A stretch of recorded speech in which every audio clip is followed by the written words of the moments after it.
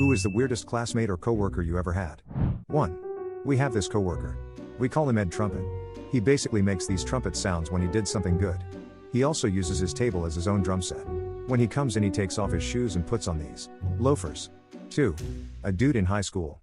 He wore a fedora, often wore a duster, which was weird because it's really hot here, except for maybe 2 months out of the year. His hair was always greasy, etc. You get the picture.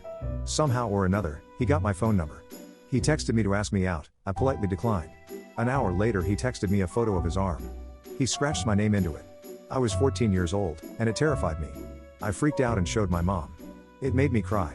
I told the school counselor the next day. A while later, I found out he had done this to about 4 other girls too. 3. Todd. He stood about 5'6", or 5'9" if you measured to the top of his mullet. Laughed like a donkey. Was physically incapable of talking quietly. I honestly liked the guy, but he could not keep his cool around attractive women. At least once every shift we would hear this high-pitched "oh my god."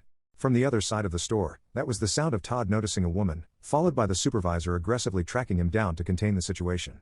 I'm not sure if it was the union or something else that kept him in the job, but he was working there a long time before I was hired, and I like to imagine that he's still there today. 5. At my college there was a guy we called the Hat. He was a very large guy who wore muumuus his mom made with strangely patterned fabric, slide-on slippers, blue lens John Lennon sunglasses and a giant striped felt cap and a hat-looking top hat. He had crazy long hair that he wore in a ponytail. He had a beard that was mostly on his neck and not his face. He carried all his books in a very large roller suitcase. He would waddle past a group of people to a doorway and hold the door for the first person in the group, then walk through the door and close it so the next person would need to open it up. He used to pick a terrible accent and speak in it for weeks at a time. He played an acoustic guitar in the quad by randomly placing his fingers on the frets and strumming up and down while freestyling song lyrics about people who walked by.